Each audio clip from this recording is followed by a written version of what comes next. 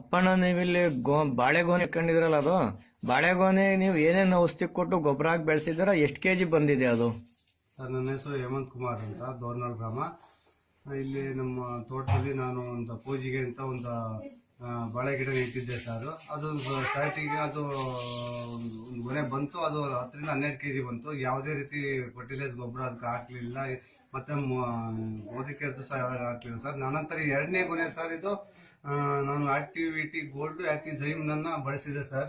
ಇದು ಒಂದು ಕನಿಷ್ಠ ಅಂತಂದ್ರೆ ಈಗ 18-20 ಕೆಜಿ ಬಂದಿದೆ ಆಲ್ರೆಡಿ. ಇನ್ನು 2 ಗೊನೆ ಎಕ್ಸ್ಟ್ರಾ ಬರ್ತಾ ಇದೆ ಸರ್. ಅವನ್ನ ನಾನು ಮೋದಿಕೆರಲ್ಲಿ ಸ್ಪ್ರೇ ಕೊಡ್ತಾ ಇದ್ದೀನಿ. ಅವಕ್ಕೂ ಇನ್ನು 2 ಸ್ಪ್ರೇ ಕೊಡ್ತೀನಿ. ಅವು ಸಹ ಒಂದು 20-25 ಕೆಜಿ ಬಂದೇ ಬರುತ್ತೆ ಸರ್.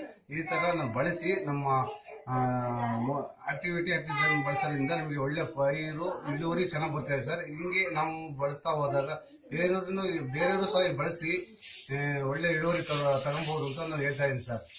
ಬೇರೆಯವರು ಯೂಸ್ ಮಾಡಕ್ಕೆ ಧೈರ್ಯವಾಗಿ ಹೇಳ್ಬೋದಾ? ಹೇಳ್ಬೋದು ಸರ್. ಓಕೆ ಸರ್, ಬಳಸ್ಬೋದು ಅವರು? ಬಳಸ್ಬೋದು sir. Okay, thank you sir. Okay.